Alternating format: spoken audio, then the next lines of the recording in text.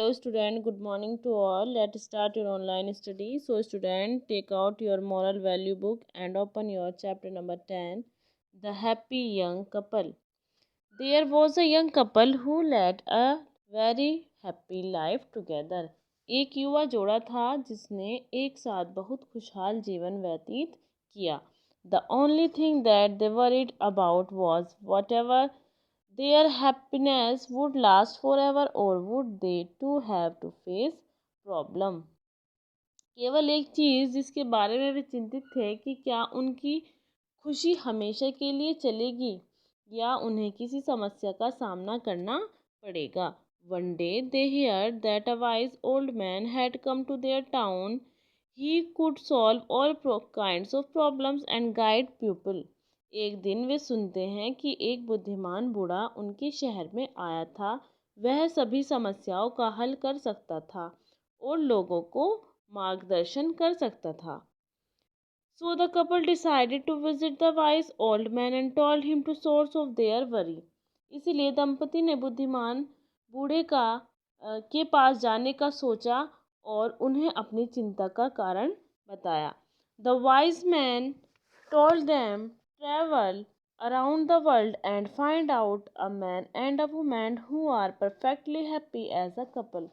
बुद्धिमान बूढ़े व्यक्ति ने उनसे कहा कि वे दुनिया भर की यात्रा करें और एक पुरुष और एक महिला का पता लगाएं जो एक जोड़ी के रूप में पूरी तरह से खुश है. When you find such a couple, ask them to a piece of cloth from the man's shirt, then keep that piece of cloth with you and you will always remain happy.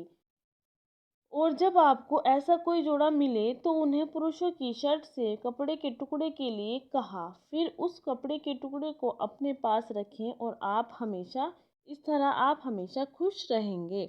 The young couple began their journey to find a perfectly happy couple in the world.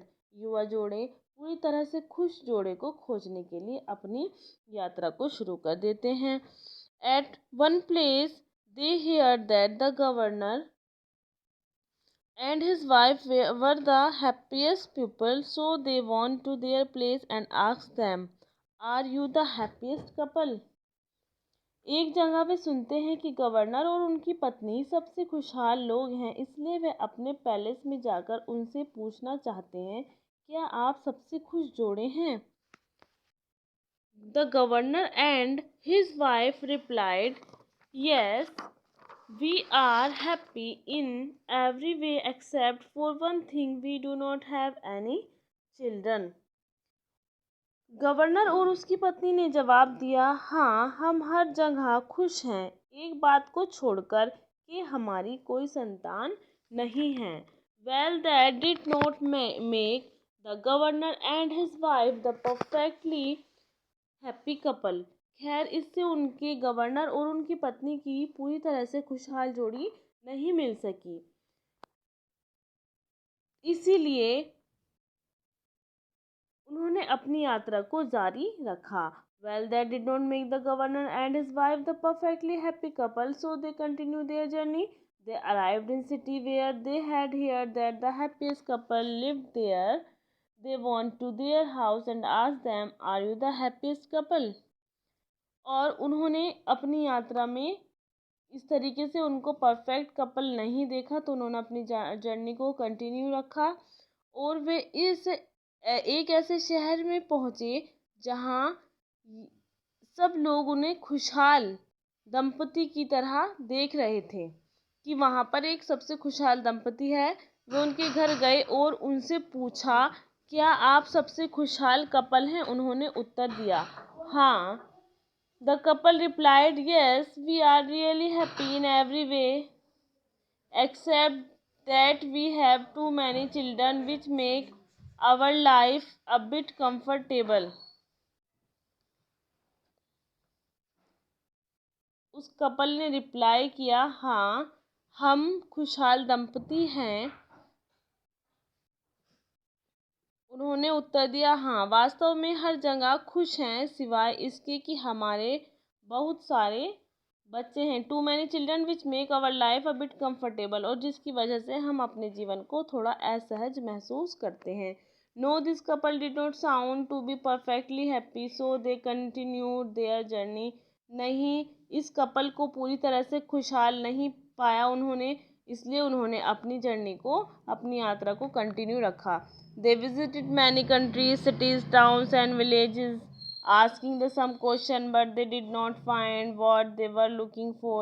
और उन्होंने बहुत से देशों के शहर और गांवों में इसी से एक ही सवाल को सबसे पूछा, लेकिन उन्हें कोई भी ऐसा कपल दिखाई नहीं दिया जिसकी उन्हें खोज थी।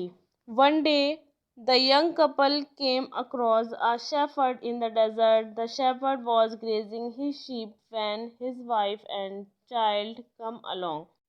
एक दिन वो यंग कपल एक चरवाहे के पास गया जो एक